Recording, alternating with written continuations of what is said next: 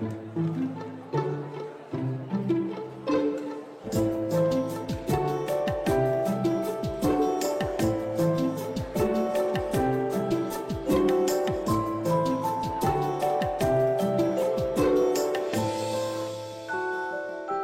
à toutes et à tous et merci d'être venus donc ici au Mémorial de la Shoah ce soir pour un moment consacré à la mémoire, à la transmission, mais surtout aux séfarades, à ceux d'Istanbul, à ceux de Thessalonique.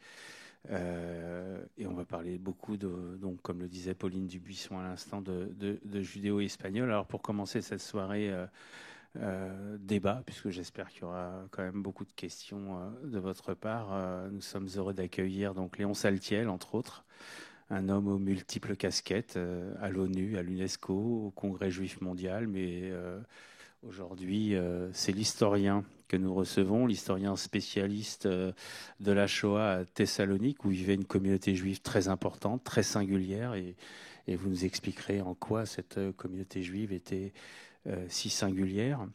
Et ce soir, vous êtes là pour nous présenter donc la traduction française de l'ouvrage que vous avez dirigé, qui s'intitule « Ne m'oubliez pas », un recueil de lettres, de dernières lettres, de derniers mots écrites, par trois mères avant leur déportation à Auschwitz, des mères qui écrivent à leurs fils depuis le ghetto de Thessalonique.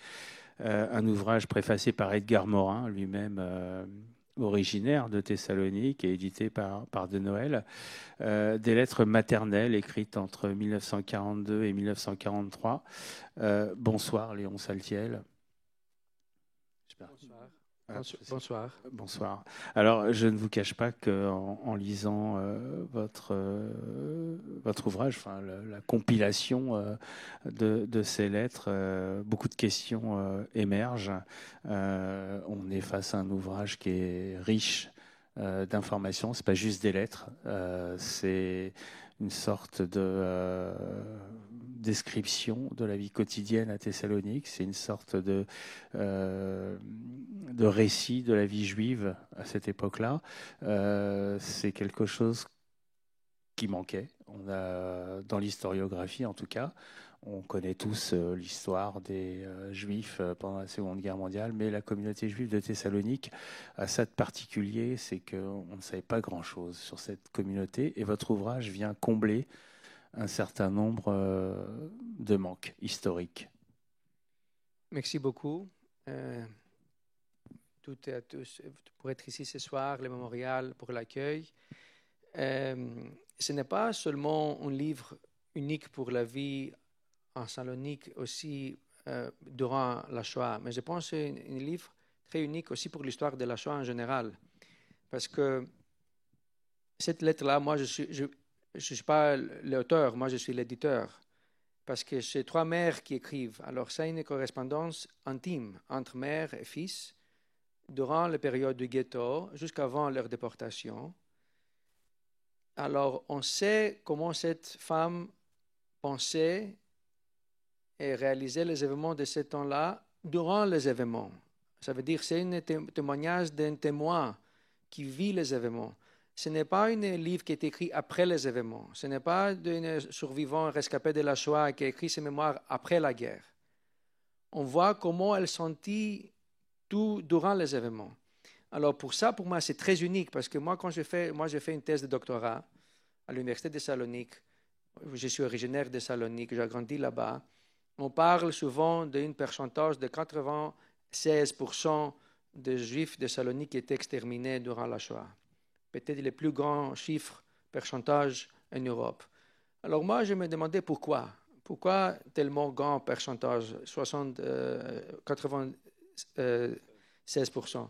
Alors, moi, j'habite à Genève. Rappelons peut-être qu'il y avait 50 000 Juifs à l'époque. C'est ça, 50 000 Juifs. J'habite à Genève, alors nous, on dit 96, que c'est plus facile. Mais je dois respecter le français de la France. Alors, tout à fait, monsieur l'ambassadeur. Alors, oui, on parle de 50 000 Juifs en 1943 à Salonique. Alors moi, j'ai commencé cette recherche, cette investigation pour doctorale, et je cherchais des textes de témoins pas des textes qui étaient écrits après les événements. Alors, quand je trouvais ces 3 lettres dans les archives familiales ou dans les musées juifs d'Athènes, je pensais que ça, c'est tellement unique que si je mets seulement dans ma thèse, ça va être perdu. Alors, ça a commencé cette aventure qui a commencé avec l'édition en grec. Après, elle était 2018. Oui, de 2018. Elle était avec le mot d'introduction, de préface de le maire de Salonique de l'époque, Yannis Boutaris, qu'on a perdu cet week-end-là. Aujourd'hui, c'était la funéraille avec la présence de la chef d'État et le chef de gouvernement, beaucoup des autres dignitaires. Alors, aujourd'hui, c'était... Et après, elle est sortie en anglais durant Covid. Et après, elle est sortie en français. L'édition en français, pour moi, c'est peut-être le plus important parce que les maires écrivent en français. Alors, la question de la langue et de quelle langue on utilise, on va l'aborder un peu plus tard, mais nous avons la chance ce soir également de vous avoir, mais on a aussi la chance d'avoir Marie Cazès. Bonsoir Marie Cazès. Vous êtes la petite nièce de Néama Cazès, qui est une des 3 mères dont Léon Saltiel publie les lettres. Et puis, à votre droite, Léon Saltiel, Jacques Uziel, pareil, bonsoir, vous êtes l'arrière-petit-fils de Mathilde Baruch, qui est une des 3 mères également, qui écrit à ses enfants donc, à Athènes. Alors, je vous propose de lire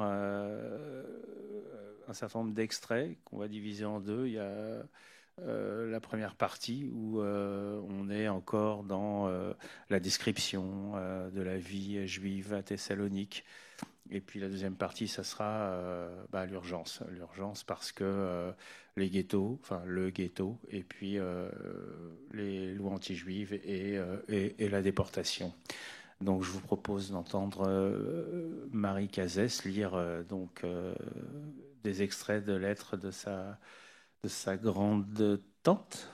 Voilà, Néama Cazès.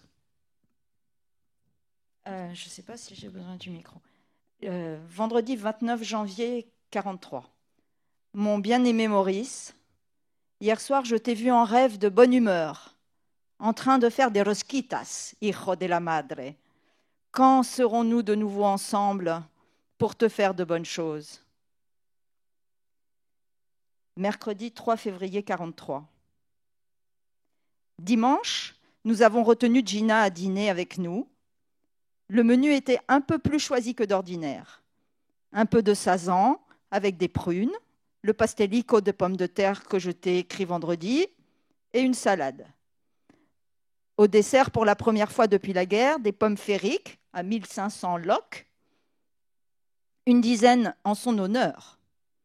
Imagine-toi, mon cher Maurice, que tout le temps je pensais à toi. Toi qui aimes tant le pastellico, malgré qu'il n'était pas fameux. Toi, qu'est-ce que tu manges? Est-ce qu'on te donne des choses du Sicilion? J'attends depuis longtemps ta longue lettre que tu m'as promis. Quand je reçois ta lettre, je me crois 1 ou 2 jours avec toi, puis ta vision commence à s'éloigner et je me sens très loin de toi, hijo de la madre. Hijo de la madre. Pardon. J'ai le pantalon de ton pyjama ici, il est accroché et je me suggestionne que tu es ici.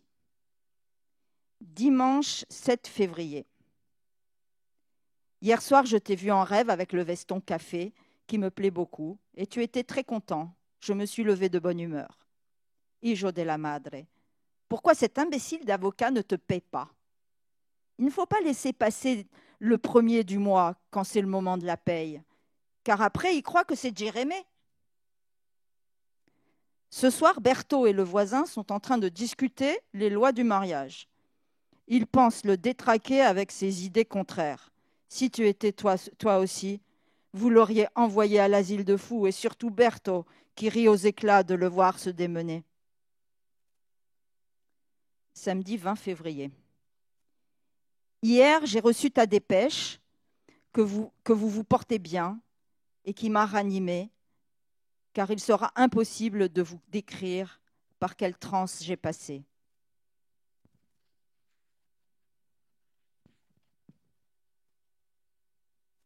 Oncle Menachem demeure à côté de Lisa. Heureusement, aujourd'hui, je suis très calme. J'ai la tête tranquille car j'ai bien dormi. J'ai profité pour t'écrire pour que vous ayez la bonne impression que je suis bien. 28 février, lettre de Mathilde Barrault à Freddy Barrault. Mon très cher Freddy, j'espère que tu as reçu ma lettre du 20 et que tu te fais une idée de notre vie ici. Avec tout ce qui se passe, je n'ai pas pu encore écrire à Lou pour son accouchement. Toi, l'as-tu fait au moins? Sûrement que Madame Joseph a dû leur écrire, et Lily, ne voyant pas de lettre de ma part, elle se fera toutes sortes d'idées. Inclus, tu trouveras une lettre pour elle que tu expédieras sans retard. Comme tu l'as vu dans ma lettre, nous habitons la rue Amalias, numéro 30, où tu adresseras à présent tes lettres. Nous avons une très grande chambre, c'est-à-dire 2 chambres sans séparation. Nous avons 4 lits. D'un côté, 2 lits pour Juleno, Yvonne et Claude. De l'autre, la tante et moi. 2 vis-à-vis, un poêle, une table au milieu pour manger. En ce moment, on joue le harakiri. Heureusement, nous habitons avec des gens qui sont très gentils. Tu les connais, je crois. Gabriel Acide, l'ami de Salamo. Nous allons bien pour l'instant, espérant que rien de pire ne nous arrive. Il faut que tu comprennes qu'une telle vie, c'est plus dur qu'avant. Malheureusement, comme je te l'ai dit avant ton départ, la dernière fois, certaines choses vont se passer et on trouvera les uns par-ci, les autres par-là. Maintenant, tu me dis de tâcher d'avoir un permis. Tu sais bien que c'est matériellement impossible en ce moment. Ce que Dieu dit, cela arrivera. Tâche seulement de ne pas me laisser sans lettre. Tu me disais dans ta dernière lettre que tu as reçu ma lettre ainsi que la lettre pour Madame Estrella. J'ai écrit 2 fois à Madame Estrella. Qu'est devenue ma première lettre? Je crains que mes lettres, que Salamo envoie à la poste avec Peppo ou Alberto, ne sont pas toutes postées, car souvent tu me dis manquer de mes nouvelles. Tâche d'être toujours au courant de ce qui se passe ici. As-tu reçu ma lettre où je te disais d'écrire à Samy et de le remercier d'avoir pensé à moi? Réponds-moi si oui ou non. J'ai tant de choses à te dire que je ne peux pas le faire de loin. Attendant, Inch'Allah, qu'un jour nous soyons de nouveau réunis. Nous avons tant de choses à nous raconter. Embrasse les chers Annette, Henri et Gico, et toi, mon frère, dit chéri, toutes les tendresses de ta maman. Il y a une lettre qui est jointe et qui est envoyée plus tard en Argentine. Mes très chers Henri et Lily, depuis la bonne nouvelle de ta délivrance, ma chère Lily, nous n'avons plus aucune nouvelle de votre part. J'espère que vous allez tous bien. Ici, grâce à Dieu, nous nous portons bien. Je vous ai écrit plusieurs lettres, mes chéris. J'ignore si vous les avez reçues. Ne vous inquiétez pas pour nous, nous sommes tous bien, ainsi que Freddy à Athènes. Comment vont les chers enfants? Ginette, une grande fille déjà, qui doit être contente d'avoir une petite sœur. Embrassez-les bien pour moi. Je vous embrasse tous les 2, votre maman. Alors dites-moi, Léon Saltiel, là on est dans un registre de lettres assez intéressant parce que ce sont des mots qui ne sont pas destinés à être publiés, ce sont des mots qui sont destinés à être lus par la famille et jamais donc au-delà du cercle familial. Et vous le disiez, donc ce sont des lettres écrites en français. Alors pourquoi le français? Est-ce que c'est comme en Russie, la bourgeoisie se devait d'apprendre le français? Pourquoi est-ce que le français, c'est la langue des Saloniciens, en tout cas la langue vernaculaire, enfin épistolaire des Saloniciens? Merci. Alors, il avait beaucoup de langues à Salonique. Si vous connaissez quelqu'un qui a grandi à cette Salonique cosmopolite, il parlait 6, 7, 8 langues. Alors, les Juifs parlaient l'espagnol dans la maison, les Grecs et les Turcs dans la rue, l'italien peut-être pour le business, ou l'arménien aussi, mais aussi le français est devenu la lingua franca, la langue principale aussi avec l'aide de l'Alliance israélite universelle. Les écoles qui ont commencé ici à Paris pour un peu former les Juifs d'Orient. Alors, depuis 1880, ils ont commencé d'avoir des écoles d'Alliance à Salonique. Alors, toute l'éducation des Juifs était en français. Alors, pour cette raison-là, le français devient la langue d'écriture des lettres pour les affaires, mais aussi dans la famille. Parce que aussi, du espagnol, ce n'est pas une langue écrite, c'est plutôt une langue orale. Alors, le français prend le rôle de cette langue un peu d'écriture. Mais comme on peut comprendre avec les extraits qu'on a lus, il y a beaucoup de mots dans cette lettre. Il y a des mots ou des phrases en ladino, en judo-espagnol. Il y a des mots en grec, des mots en turc, des mots en italien. Alors on peut voir que c'est très difficile, si on fait faire une traduction, c'est très difficile pour un éditeur de montrer ce multilingualisme qui existe dans cette lettre. Alors, on peut voir la richesse de la vie là-bas parmi cette lettre. Aussi, on a lu des lettres maintenant que c'était, ils sont dans le ghetto, le Demer, mais les déportations n'ont pas encore commencé. Quand ils commencent les déportations, on va le lire après, ça devient très lourd pour eux d'écrire en français. Alors, beaucoup changent à ladino, à judo-espagnol, qui c'est en langue, leur langue maternelle, en langue des émotions, en langue de... Oui, c'est ça. On choisit sa langue en fonction des émotions qu'on a envie de transmettre. Oui, on voit ça. On peut voir ça. Ça veut dire qu'il commence... Si c'est sérieux, c'est en français. Si ça devient plus proche, plus urgent, ça devient ladino. Alors, avant d'aborder ces thématiques, je voulais vous poser la même question à tous les deux, Marie Cazès et Jacques Uziel. Ces lettres, vous êtes tombés dessus comment? J'imagine qu'elles ne se sont pas transmises comme ça depuis Thessalonique jusqu'à vos tiroirs et vos cartons de grenier ou de cave. Pour moi, c'était complètement par hasard. Je suis tombé sur l'édition grecque dans une librairie. En 2018. En 2018. Le livre de Léon Saltiel. Oui.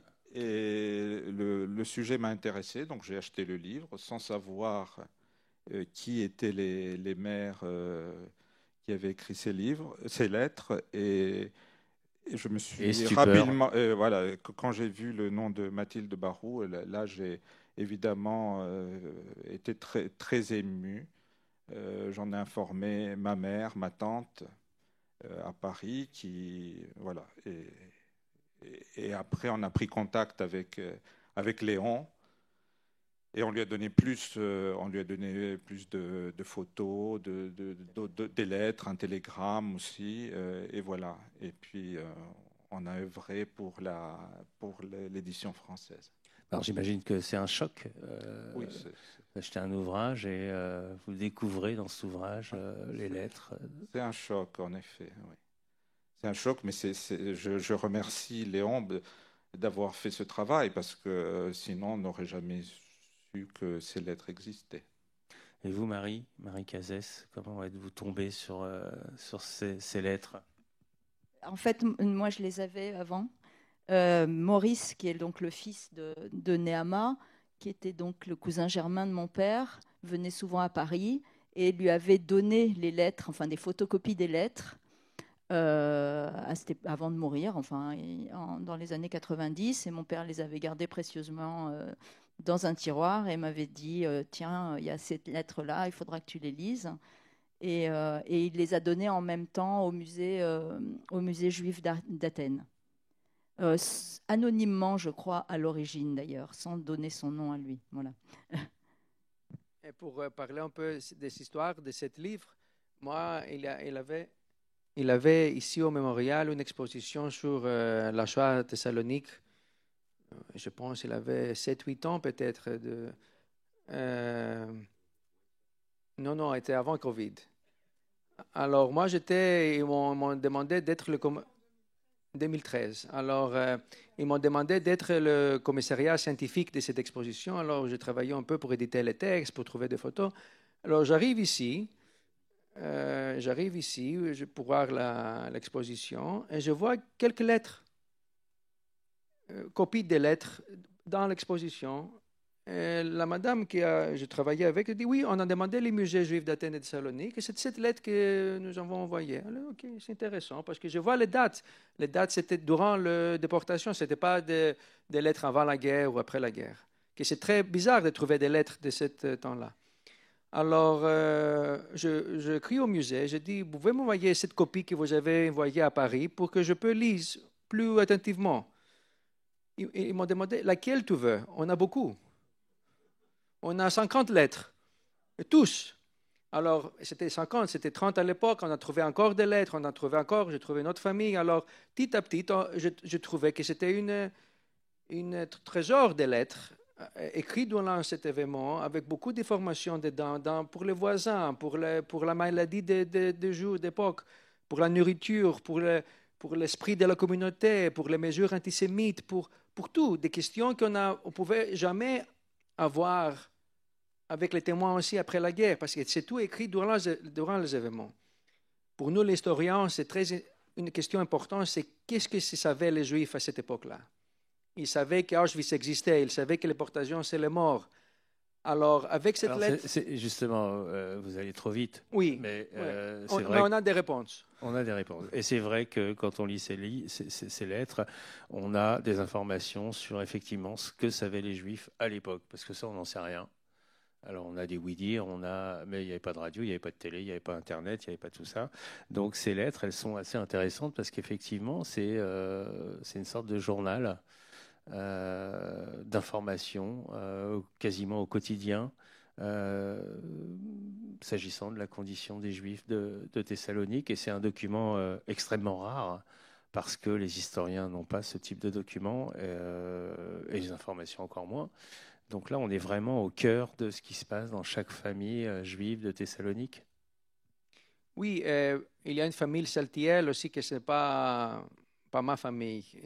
Saltiel, il y a beaucoup de Saltiel à Salonique. Oui, mais vous dites quand même que ce n'est pas votre famille, mais ça l'est. C'est ça. C'est ça que je voudrais dire, que ce n'est pas mes familles-là, mais c'est comme si c'était ma famille, parce que c'est l'histoire de toutes les familles juives de Salonique. Alors pour moi, on rend hommage à ces trois mères, je rends hommage à tous les Juifs de Salonique, parce qu'ils ont vécu les mêmes expériences, la plupart, ils n'ont pas survécu. Alors, pour moi, c'était un travail de mémoire, un travail de prendre ce mot, on peut oublier, on peut écrire en français manuscrit, traduire, mettre l'explication, faire un peu l'introduction historique, traduire quelque part, et après trouver les maisons des éditions pour le publier. Alors, je vous propose de poursuivre. Alors là, on passe à un autre style d'écriture. Vous le disiez, les premières lettres sont écrites en français parce qu'on est dans l'intime, on est dans le conseil, on est dans une forme de récit qui n'est pas celui de l'urgence. Et puis, là, on va passer à une autre période, donc les lois anti-juives, la ghettoisation. Alors là, ce qu'on a lu... c'est le début de la ghettoisation, puis ça va être la déportation. Et là, la langue change. On en a dit un mot tout à l'heure et on va revenir là-dessus. Et l'écriture change. On ne raconte plus les mêmes choses. On est dans une écriture de l'urgence. Jeudi 18 mars. Hier, le permis est arrivé. J'ai fait tout mon possible par l'entremise du père d'Albert, qui demeure près de moi. Il m'a dit qu'il fera son possible, mais il n'a pas l'espoir de pouvoir faire quelque chose. Jusqu'aujourd'hui, j'ai attendu une réponse. Mon désespoir est au comble, car on nous envoie ces jours-ci, d'un moment à l'autre. Seulement Dieu peut nous sauver. Je ne peux t'écrire ce qui se passe, c'est indescriptible. Que Dieu fasse des miracles. Tout de suite, on dit qu'il y a Anavoli. Pour quelques jours, mais personne ne veut le croire. 2 convois sont déjà partis. Samedi 27 mars. Aujourd'hui, j'ai reçu 2 lettres à toi, Maurice. L'une par le facteur, l'autre par la fille de Pasaitis et par Gina. J'étais inquiète et je n'avais pas un mot d'Aleko. Jeudi 1er avril. Votre lettre m'a émotionné beaucoup, mes chers enfants. Puisse Dieu, qui voit notre angoisse, nous sauver à temps, car les ennuis et la panique nous ont hébétés. On se voit, on se regarde et on se tait. On ne peut échanger un mot. Le soir, je tâche de me coucher tôt pour m'endormir. Je dors 2 heures de suite et je me réveille en sursaut. Que deviendrais-je sans mes enfants? Quand je les verrai, où irais-je dans l'inconnu seul? Puis mon cerveau travaille tellement, le cauchemar me hante, que je crois que ma tête devient du ciment et ne trouve aucune issue. Si Dieu voudra que je vous revoie, c'est qu'il me donnera des forces pour résister, pour vous avoir près de moi, sentir que je suis entourée de cette affection qui a été ma seule joie dans la vie. Je me vois tellement seule dans cette tempête que l'autre jour, j'allais commettre la folie, malgré que cela te semblera bizarre et te fera sourire un instant. J'allais me marier à un vieux paralytique pour changer de suggestion. Mais le bon sens m'a rappelé que je serais sortie d'un casique pour entrer dans un autre inextricable. Dimanche 4 avril. Ces jours-ci, je vous ai écrit une lettre pour vous calmer un peu, malgré l'agonie de jour et de nuit, attendant comme des condamnés la sentence de mort. Pour un moment, nous avions l'illusion de fuir ce mauvais moment, mais les choses se précipitent vertigineusement. Oula. Le moment fatal arrive dans quelques jours ou heures pour moi aussi. Je ne sais si je vivrai avec la nostalgie, les privations et la misère. Vivez heureux si vous le pouvez. Que Dieu vous préserve de tous les maux, c'est ma prière de chaque soir. Moi qui attendais de vous voir d'un moment à l'autre, m'en aller le sac au dos, courir l'inconnu sans aucun protecteur. Ne m'oubliez pas, mes chers enfants, mes adorés, ma seule raison de vivre. Si Dieu me laissera cet espoir de vous revoir, vous embrasser, voir vos yeux pour lesquels j'ai sacrifié ma jeunesse, espérant toujours voir d'heureux jours avec vous. Le paletot, l'étoffe et les petites choses et le cadeau de la nonna sont chez le chimiste. La valise avec mes effets et ceux de Berto sont chez la voisine Vangello, de l'autre côté du mur de notre maison. Nous nous couchons habillés, car c'est à minuit qu'on réveille. Que Dieu vous aide et que je ne meure pas avant de vous revoir tous les deux. Mercredi 7 avril. Mes très chers Annette, Henri, Freddy et Chico, il paraît que nous partons après-demain. Je vous envoie à tous une dernière affection, à toi mon chéri que j'ai tant aimé et dont la séparation me tue, mais je tâcherai de réagir avec l'espoir qu'un jour nous serons de nouveau réunis. J'attends aujourd'hui ta lettre pour te lire une fois encore et te sentir près de moi. Je m'imagine dans quelle angoisse tu vis aussi, ne m'ayant pas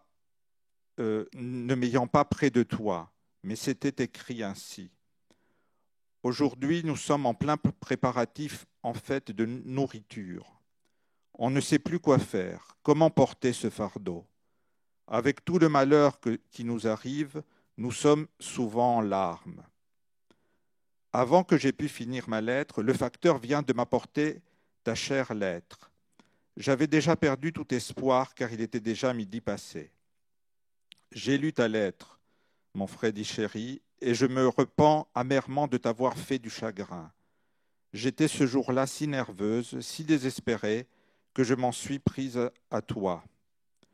Je sais que tu as été un fils très affectionné pour ta maman, mais les choses sont devenues telles que je suis loin de toi, comme tu dis, ayant foi en Dieu qu'un jour béni nous serons réunis de nouveau et que nous oublierons tout dans notre affection et notre tendresse. Chère Annette, je ne doute pas que tu auras pour Freddy toute l'affection que tu lui as toujours apportée. Je vous quitte tous, mes chéris, et vous embrasse avec toute mon affection. À toi, mon Freddy, avec ma tendresse et mon affection, je t'envoie ma bénédiction, que tu sois heureux et que Dieu vous protège tous jusqu'à la fin. Amen. Ta maman. Jeudi 8 avril. Il y a 2 nuits que nous sommes assis au lit habillés, attendant qu'on frappera à la porte pour nous lever et nous conduire. Tout le monde vend ses effets dans les rues et achète des choses pour manger. On gaspille l'argent comme de l'eau, on jette l'argent par la fenêtre. Les effets, on les éparpille à qui veut prendre.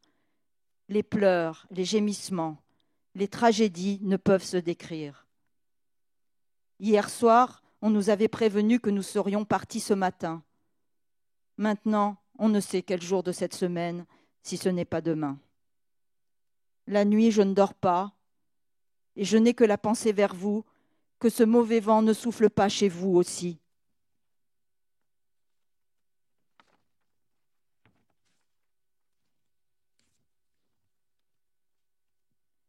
J'avais mon sac prêt, mais il n'était pas solide et je ne peux le lever. Aujourd'hui, Gina m'a aidé à faire un autre. Elle tâche de me faire voir l'horizon moins noir, mais je ne peux me consoler à la pensée quand je vais vous revoir. Dieu est devenu sourd à mes prières, mais quand même je le prie. Gardez-vous du froid autant que vous pouvez, car c'est très malsain ces changements. Portez-vous bien. Soyez toujours ensemble. Tâchez de me trouver avec Gina, car cette pensée me détraque. Où vous saurez où nous nous trouvons. Que ce bon Dieu ait enfin pitié des innocents qui n'aspirent qu'à un simple bien-être avec leur famille. La mère de Théo est partie. Lisa et tante Mary aussi. Samedi 10 avril. Hier soir, nous nous sommes mis au lit habillés et prêts. Ce matin, nous sommes ici encore. On ne sait si demain on vivra cette agonie encore.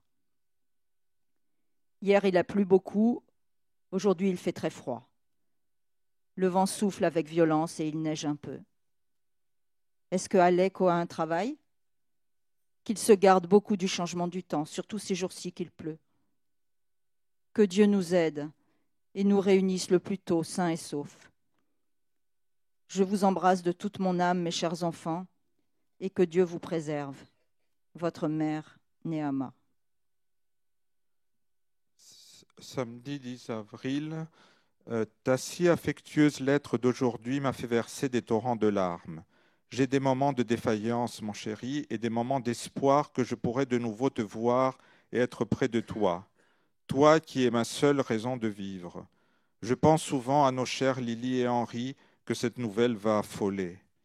Si je ne reviens plus, je te demande, mon Freddy, de faire tout ton possible, si tes moyens le permettent plus tard, d'aller les voir et si possible de t'établir près d'eux ou près de nos chers Annette et Henri, qui sont pour toi plus que des frères. Ils t'aiment bien et tu auras une affection près de toi. Sois seulement courageux pour toutes les épreuves qui nous arrivent.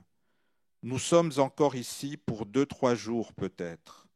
Informez-vous auprès de Madame Gentille si nous sommes partis pour que tu n'aies plus à m'écrire. Hier, j'ai vu Peppo Plerinti. Il m'a donné des bonbons du mariage de Sarika avec Monsieur Assael, marchand de cuir. Ils se sont mariés mercredi et Peppo se marie demain avec Mademoiselle Haïm, la jeune sœur d'Elio Haïm. Ils passent tous les jours par ici ensemble. Il paraît que les mariés ont un avantage que les jeunes gens libres n'ont pas. Nous souhaitons que là-bas, vous soyez épargnés jusqu'à la fin.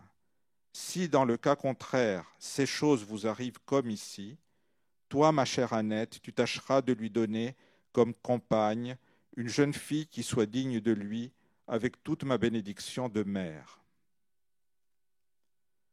Je ne continue plus, mes chéris. Je vous quitte et vous embrasse tous avec la même affection que Freddy, votre tante et maman. Léon Saltiel, là, on est dans l'urgence. C'est les derniers mots. Alors, c'est quoi ces derniers mots? Qu'est-ce qu'on raconte? On n'est plus dans la vie quotidienne. On n'est plus dans Aujourd'hui, on a fait ci, on a fait ça. C'est demain, on s'en va. C'est les dernières recommandations. C'est les derniers mots d'amour. Qu'est-ce qu'on raconte en fait dans cette langue qu'est le ladino? Qu'est-ce qu'elle véhicule, cette langue, de plus que le français qui caractérise les premières lettres? Alors, le 15 mars, c'est le premier train qui a quitté Salonique. Alors, on voit que les mères sont toujours là. Elles voient qu'est-ce qui se passe. Elles écrivent. Elles savent qu'ils sont dans le prochain train de déportation. Elles ne savent pas beaucoup de choses. Alors, le fils devient comme une image d'une vie libre. Revoir leur fils, c'est la fin de la guerre. Alors, le fils qu'elle aime beaucoup devient comme le symbole de la paix, de la joie. En même temps, elles savent qu'ils ne vont pas vivre. Elles sont un peu âgées, elles voient qu'est-ce qui se passe, il n'y a pas beaucoup de nourriture, elles voient les trains de déportation, 80 personnes dans un wagon. Elles savent que ce n'est pas une excursion avec des amis, hein. C'est une déportation que peut-être un petit pourcentage va survivre. Alors, la dernière lettre devient comme un témoignage. Moi, je pensais comme les choses que la mère dit à leur fils le jour du mariage. Quand elle a dit ici à cette... Elle ne peut pas dire, la mère, le mot de conseil à son fils. Alors, cette dernière lettre devient cette conseil qu'ils vont donner à leurs enfants. On peut voir aussi l'importance de Dieu ou pas de Dieu, comment Alors justement, qu'est-ce que c'est que cette communauté? Puisqu'il faut peut-être parler de cette communauté juive de Thessalonique. Thessalonique, c'est une ville essentiellement juive, on va dire, puisque la majorité, enfin à l'époque, de la population est juive, des juifs originaires donc d'Espagne, hein, des séfarades. Comment caractériser cette communauté dans cette Europe apocalyptique? Alors, pour les Juifs, en tout cas. 1912, Thessalonique devient partie de la Grèce. À cette époque-là, il y a une population de 150 000 et les Juifs sont 80 000. Alors, on parle d'une ville juive. Ça veut dire plus de 50% des gens sont juifs. Que c'est la seule ville en Europe qui a une majorité juive. On ne parle pas de petits villages en Pologne, les Städtel, qui sont petits villages. On parle d'une ville. Grande ville avec des institutions, avec du port, avec des industries et tout. En 1943, où nous sommes maintenant, Salonique, c'est une ville de 250 000 et les Juifs sont seulement 50 000. Alors on parle de maintenant une communauté juive de 20%. N'oubliez pas qu'aussi, en 1917, il y avait le grand incendie de Salonique qui a brûlé la plupart de centre-ville où les Juifs habitaient. Alors, après cet incendie, c'est vrai que la communauté juive a commencé d'être un peu plus religieux. Ils étaient très traditionnels, mais pas vraiment religieux. Alors, on peut voir dans les lettres aussi les relations avec Dieu. Dieu il est là, ils font les prières, mais ce n'est pas facile avec cette relation. Alors, on peut voir aussi dans les lettres tout ça, toute cette... Pourquoi c'est pas facile avec Dieu? Pourquoi les Juifs de Thessalonique ont du mal avec Dieu? C'est quoi? C'est leur histoire? Non, mais je pense que c'est dans l'histoire de la Shoah, c'est relation avec les dieux. Ça veut dire il y a des gens qui ont survécu, qui sont devenus athées, et les gens qui ont survécu, qui sont devenus très religieux. Parce que ce n'est pas une expérience qui peut te laisser apathique. Après avoir vu tout ça, ce n'est pas une expérience facile de vivre. Ça qui est intéressant dans cette collection de lettres, ce n'est pas une lettre qu'on a de chaque famille, c'est une dizaine de lettres. Alors on peut rentrer dans la famille, on peut voir la vie, on peut sentir les émotions, leur mentalité. Neama essaye de trouver un passeport italien. Pour ça, elle essaye de trouver ce permis-là. Chacun a des petites histoires dedans. Ce n'est pas seulement une lettre, moi je pars au revoir. Et je pense que aussi, ce n'est pas une valeur seulement pour les familles ou les historiens, mais aussi pour les psychologues, pour les sociologues. C'est vraiment une documentation, c'est des documents, je pense, sans date d'expiration. Oui, parce que je le disais en introduction, la langue, les mots utilisés évoluent en fonction de l'urgence de la situation. On n'utilise pas le même langage en 1942 qu'en 1943. On n'utilise pas le même langage pour s'adresser à son fils en espérant qu'il est bien logé à Athènes et le jour où on sait qu'on va partir en déportation. Il y a une évolution du langage. Il y a aussi, quand Maria a lu, elle dit le coup fatal. Elle dit que si je ne meurs pas, ça veut dire elle sait qu'elle va mourir. Alors on a ce mot-là très lourd. Après, elle n'utilise pas le mot de nom, le nom de personne. Parce qu'elles savent que maintenant les déportations commencent, elle doit faire attention pour ne pas trahir les enfants à Athènes. Alors elle dit ton ami qui est venu, ou l'ami qui habitait à côté, ou ton ami d'école. Alors elle utilise des codes pour parler aussi, pour un peu se cacher s'il y a des censures dans la poste ou il y a quelqu'un qui lit les lettres. On n'a pas trouvé des lettres des enfants. On a seulement les lettres qu'ils ont reçues des mères, sauf quelques-unes qui étaient retournées à Athènes parce que les mères étaient déportées déjà. Oui, il y a beaucoup de choses à dire. J'ai répondu à la question. Oui, vous avez répondu à mes questions. Et je vous pose la même question. Vous recevez ces lettres comment? Vous êtes équipé? J'imagine intellectuellement, oui, je ne parle pas de ça, mais comment vous recevez ces lettres? Dans quel contexte? Et comment vous essayez-vous de retisser les liens d'une histoire familiale? Vous saviez tout ça ou... Oui. L'histoire familiale, je la connaissais.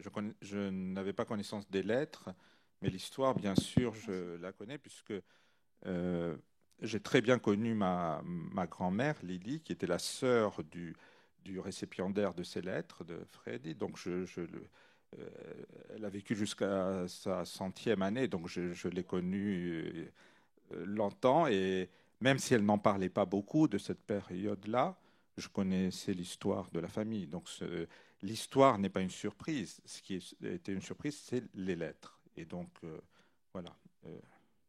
Et vous, Marie Cazès? Oui, alors moi j'ai lu ces lettres pour la première fois pendant le Covid d'ailleurs, justement. Je sais plus, on parlait de ça tout à l'heure, en 2020. C'est le moment où j'ai commencé à les transcrire. Et ce qui était très émouvant pour moi, c'est qu'en fait, ils parlent. En fait, j'ai pas dit qui c'était au moment où ils en parlent, mais ils parlent de mon grand-père. Elle parle de mon grand-père. Elle parle de ma grand-mère. Et elle dit, Mary est partie hier. Et donc, c'est le train où est partie toute ma famille, donc, y compris mon père, qui lui a survécu, mais donc mon grand-père, ma grand-mère, mon oncle, tout un tas de cousins, etc., étaient dans ce train du 7 avril, et elle en parle. Donc, quand j'ai lu ces lettres-là, c'était extrêmement émouvant, parce que d'un coup, elle dit, ils sont partis hier, quoi. Je ne sais pas, ça fait un effet, quoi. C'est ça, moi, qui m'a vraiment beaucoup touchée quand j'ai lu sa lettre, c'est que j'y étais. Enfin, effectivement, c'est ce que dit Léon, c'est qu'une espèce de flashback comme ça, tout d'un coup, on est sur place au moment où ça se passe. Et il y a mon père qui est quelque part dans une rue à côté, là, et mon oncle aussi, et ils sont tous là, en fait, tout près. Elle dit, Menachem et Lisa sont tout près d'ici. Et Menachem, c'est mon grand-père, et Lisa, c'est la cousine de mon père. Et donc, ça fait vraiment un effet bizarre.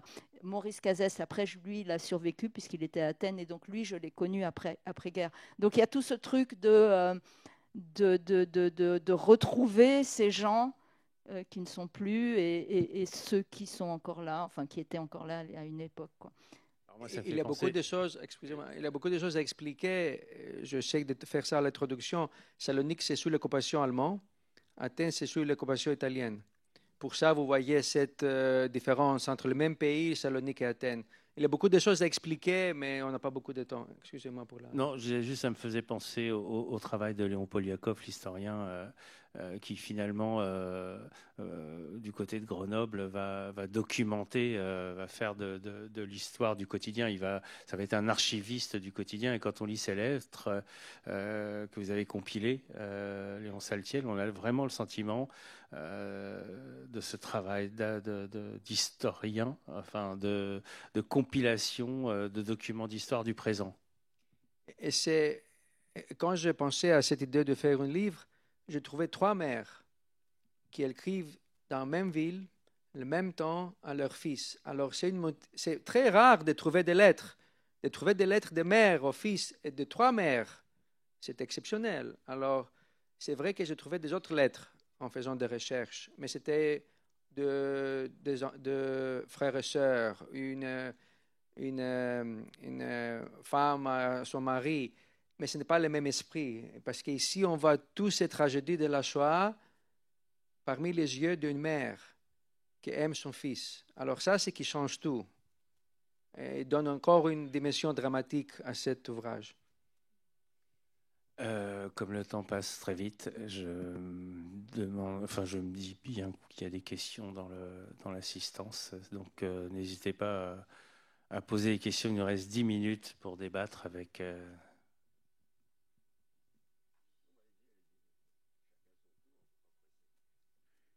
Est-ce que vous pourriez nous parler, parce que c'est très, très émouvant, cette explosion de mariage qui a eu lieu dans le ghetto? Alors, autre question. J'ai lu les 4 volumes de Joseph Nehama et le complément qui a été publié, cartonné 30-40 ans après, dans lequel on parle de Koretz et peut-être aussi de Wisliceni, qui avait participé à la déportation et qui, lui, a été exécuté. Et dans le livre, le dernier que j'ai lu, donc cartonné, alors malheureusement, Nehama ne met pas de notes dans son... Tant que je me souvienne, il n'y a aucune note. Ça commence en 1936 et le livre cartonné qui a été publié par la communauté, donc, je ne sais pas, c'est des années 50, 55, hein, tant que je me souvienne. Alors donc, vous faites un complément à ce qui a déjà été, en quelque sorte, publié et lu par pas tellement de monde, en fait. Hein. Accessoirement, êtes-vous parent du docteur Saltiel, qui habite dans le 16e? Non. Diabétologue? Non. Non, ça fait rien. Voilà. Et du coiffeur, Monsieur Saltiel, à Belleville? Pour répondre vite, et après on peut passer à d'autres questions. C'était vrai qu'il avait une rumeur que si tu étais marié, tu prenais une maison à Cracovie. Alors, elle avait une épidémie, on parle de mariage. Alors, pour ça, on parle, il y avait beaucoup de mariages, mais aussi il y avait beaucoup de divorces aussi. Parce qu'il y avait des gens qui ne voudraient pas être ensemble, on dit maintenant c'est le temps. Alors, c'est intéressant aussi cette vie, on peut, quand on se va durant la déportation, on ne pense pas au mariage ou le divorce, mais on a beaucoup. Koretz Wisliceni était mentionné par le monsieur. Les maires ne parlent pas des autorités, elles ne parlent pas du leadership de la communauté, elles ne parlent pas des Allemands. Une de ces mères, je pense Sarah Saltiel, elle dit, moi je vais...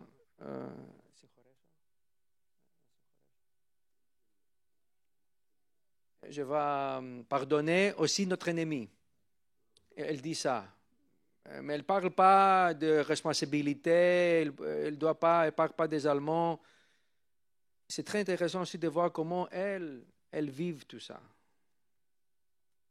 Oui, c'est vrai. Ce qui est intéressant, c'est que les Allemands sont finalement très peu présents dans ces lettres.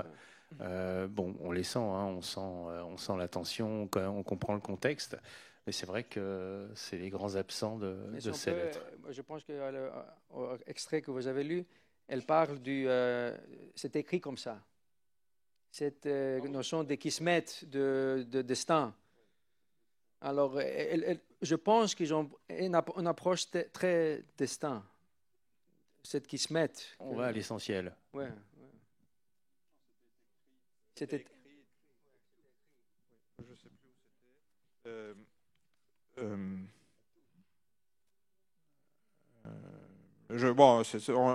l'ai lu tout à l'heure, je ne peux pas le retrouver. Il y a une question là-bas. Bonjour, merci beaucoup. Moi, j'ai juste une question technique. Vous avez parlé tout à l'heure des nuances de langage dans les lettres, par exemple en espagnol. Comment est-ce que ça s'est passé dans les traductions en grec, en anglais? Qu'est-ce que vous avez pu faire pour inclure ces petits mots et ces notions de divers langages? Merci. Merci, madame. C'était un grand casse-tête pour faire ça qui semblait le meilleur. Pour ça, je dis que la version française est plus, je pense, la meilleure parce qu'il y a la plupart des textes en français. On a mis des notes pour expliquer chaque mot, à quelle langue c'était écrit, qu'est-ce que ça signifie. Après, comme vous savez, quand j'ai déjà dit, pour garder un peu ce multilingualisme, après, comme j'expliquais, c'était des lettres qui étaient écrites à main, données au facteur immédiatement, parce qu'après, on ne savait pas si on est toujours ici ou pas. Alors, il y a des fautes d'orthographe dedans. Qu'est-ce qu'on fait avec les fautes d'orthographe? Moi, quand je vais présenter ce livre-là à un public français, je garde les fautes d'orthographe pour montrer un peu les hasards qu'elle écrive, ou je corrige les fautes d'orthographe pour que vous pouvez le lire, parce que sinon, après, elle écrive en français, mais en utilisant des expressions en grec. Par exemple, en grec, quand on appelle quelqu'un au téléphone, on dit on prend le téléphone. Alors, elles disent on prenait le téléphone. Moi, je garde ça, que c'est vraiment seulement un grec peut comprendre, ou je fais ça en français pour que vous puissiez comprendre. Alors, il y a beaucoup de questions pour faire ce travail. Alors, on a choisi de corriger les fautes d'orthographe ou les mettre de cette note pour expliquer les mots, parce que c'est plus facile après pour lire, parce qu'après, ça devient très compliqué. Si les gens sont intéressés, ils peuvent prendre l'original et voir toutes les fautes, voir tous les mots et tout, faire une recherche un peu plus académique. Il y a une question quand même qui, moi, m'a taraudé tout au long de la lecture de cette compilation de lettres. Et pour avoir travaillé aussi avec le Mémorial de la Shoah sur cette exposition qui a eu lieu il y a un peu plus d'1 an à Drancy sur les derniers mots. Comment ces lettres elles arrivent? On est face à des juifs qui sont voués à la destruction, enfermés dans des ghettos, qui prennent la peine d'écrire des lettres, puis finalement ces lettres elles arrivent. Alors plus rien ne fonctionne, l'humanité semble enfouie dans les abîmes de l'horreur, mais la poste fonctionne bien. Le facteur rentre dans les ghettos et il fait la livraison des lettres jusqu'à Athènes. C'est vraiment, on n'a pensé jamais. Vous voyez, il pensait qu'il y a des censures. On ne voit pas beaucoup de censures. Il n'y a pas de mots effacés, il n'y a pas de stamp dans les lettres, c'est des lettres. Et après, c'est en français. Alors, les Allemands essaient des lettres d'être envoyées en français, manuscrites à Athènes. C'est bizarre, mais c'est des choses qu'on apprend aussi avec la recherche. Mais c'est bizarre. C'est bizarre. Et après, c'est aussi le téléphone qui est introduit. Alors, je ne sais pas si c'est de Merma, mais il y a des mentions qui parlent aussi au téléphone. Ce n'est pas facile, mais aussi ils parlent au téléphone. C'est aussi intéressant. Vous, à aucun moment, vous êtes demandé comment ces lettres elles ont traversé le temps pour arriver jusqu'à vous. Il y a beaucoup de choses qui se perdent. Des milliards de photos, de lettres qui finissent dans des cartons, dans des caves, dans des greniers. Des appartements sont vendus, sont cédés. Et puis il y a les générations. Comment c'est arrivé, tout ça, chez vous? En fait, vous l'avez dit tout à l'heure un peu. Non, mais... Oui, les lettres de Mathilde Barrault, son fils les avait gardées et sa femme les a données au musée juif d'Athènes, de Grèce, qui est à Athènes. C'est comme ça. Elles sont restées dans la famille et plutôt qu'elles restent dans un grenier, elles ont été données au musée et c'est pour ça qu'elles ont... Mais même ma grand-mère avait une lettre qui était restée avec des photos. Dans beaucoup de familles, on garde les photos, des vieilles photos, tant tant que les anciens sont là, ils peuvent nous dire de qui il s'agit. Mais si, pour certaines photos, on ne sait pas qui est sur la photo, hein, quand les anciens ne sont plus là et qui n'ont pas transmis. Au fond, Léon Saltiel, on écrit pour quoi faire? Pour échapper à la réalité ou pour être totalement dedans? Ouf. Pour moi, c'est l'amour.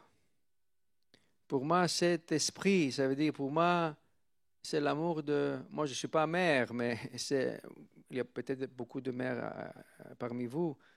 C'est l'amour de leur fils durant cette période dramatique. Alors, c'est le fils qui leur donne d'énergie de continuer de vivre. Alors, cette lettre est sa connexion avec le fils qu'elle aime beaucoup, que c'est aussi la paix, les fins de guerre. Alors, de la guerre. Alors, peut-être c'est aussi un moyen de survivre. Écrivent à leur fils, ça donne quelque chose à faire durant la journée, peut-être. Il y a beaucoup de choses. C'est à chacun de vous de prendre le livre, de lire, de penser, de voir toute cette nuance qui existe dans cette lettre. Alors, peut-être pour conclure, parce que, encore une fois, le temps passe vite. Ah ben non, je vais conclure après. Il y a d'autres questions, pardon.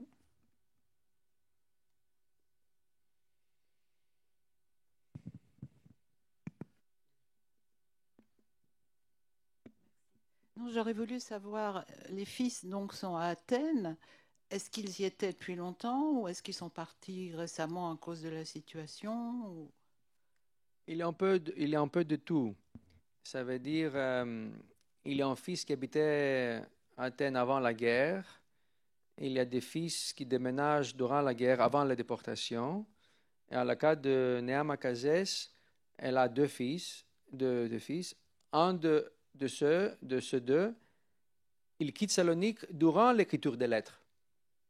Alors, les premières lettres sont Cher Bertho et Maurice, et après on va seulement Cher... Ah non, les premières c'est Cher Maurice, et après on va voir Cher Bertho et Maurice, et les deux ensemble. Alors, il y a une période... Alors, mais j'explique toute l'histoire de chaque famille, j'essaie un peu de reconstruire pour que vous compreniez qu'est-ce qui se passe dans les lettres. Mais c'est aussi fuir de Salonique, ce n'est pas facile. Besoin d'argent, de contacts. C'est des jeunes qui font ce voyage. Les jeunes qui ont été éduqués dans les écoles grecques, qui n'ont pas forcément un accent judéo-espagnol. Ils ont des moyens, ils ont des contacts. Ils prennent le train pour passer la frontière dans les deux régions d'occupation allemand et italien. Ce n'est pas facile, ce n'est pas une chose facile. Les mères essayent, mais elles ne peuvent pas, parce qu'ils sont plus grands, ils n'ont pas les moyens, ils n'ont pas les forces.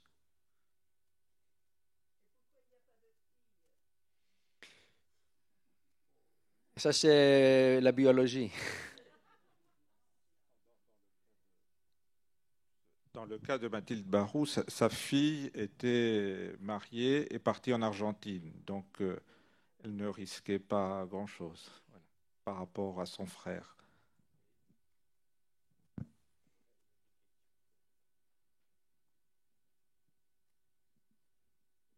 Oui, merci pour tout ce travail. C'était émouvant.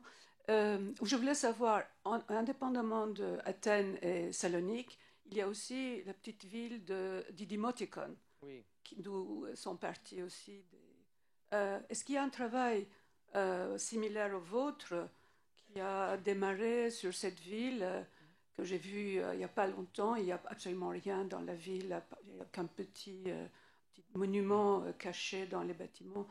Est-ce qu'il y a quelque chose qui a commencé de recueil de documents, de témoignages, de quelque chose comme ça? Didymoteichon, c'est une petite ville... C'était sous pouvoir de la Bulgarie, c'est ça? C'est ça. C'était dans la frontière avec l'Allemagne. La famille Kazès vient de cette ville-là. Alors, elle était née à Didymoteichon, ils ont déménagé à Salonique. Comotini, je pense. OK. Parce que dans une de ces lettres, elle parle de quelqu'un qui est à Didymoteichon, d'un parent qui est à Didymoteichon. Il y a quelques historiens qui cherchent des documents de famille juive de Didi Montucho. Mais vous savez, trouver des lettres, ce n'est pas quelque chose de facile. Alors, pour reconstruire tout ça.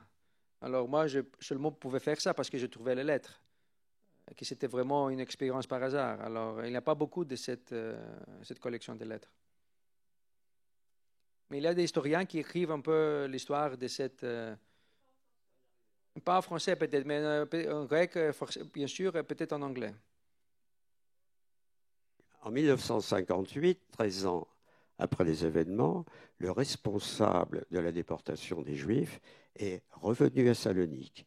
Il a été reconnu, emprisonné, et Adenauer l'a fait libérer en faisant un gros cadeau aux Saloniciens. Ça, c'est l'affaire de Max Merten. Oui. Mais ça, c'est une autre histoire. Ça en dit long quand même sur ça l'attitude en dit long, mais d'Adenauer. c'est une autre histoire. Et je reviens donc, parce que la soirée va continuer avec la projection d'un film documentaire de Suzy Cohen. Et pour la transition, qu'est-ce que c'est que cette langue que le judéo-espagnol? On a le sentiment finalement, puisque d'abord on écrit en français, puis en ladino, parce que c'est la langue de l'urgence, on a le sentiment que pour tous les séfarades, en tout cas les séfarades de cet empire ottoman ou de Thessalonique, on a le sentiment que c'est le territoire qu'ils ont emmené avec eux dans l'exil, que la langue... c'est vraiment un territoire. C'est la question que je poserai également à Suzy Cohen, puisqu'il va être question de ça dans ce documentaire. Aussi, avec les déportations de cette mer et cette population qui aussi ont peur du judéo-espagnol de Salonique. Parce qu'après la guerre, la communauté parle en grec. Il y a les enfants qui ont un peu entendu le ladino dans la maison, mais après la guerre, c'est plutôt le grec. Moi, j'ai grandi avec la grecque dans la maison. J'avais des sons de ladino de mes grands-parents. Et aussi, c'était quand nos parents voudraient parler entre eux sans que nos enfants comprennent et parlent en espagnol. Mais vraiment, c'était ces générations-là qui parlaient le ladino comme langue maternelle. Et vers les déportations, c'est un peu aussi les fins de cette transmission familiale de cette langue. Il y avait la même chose chez les Ashkénazes. Les parents parlaient yiddish pour pas que les enfants comprennent.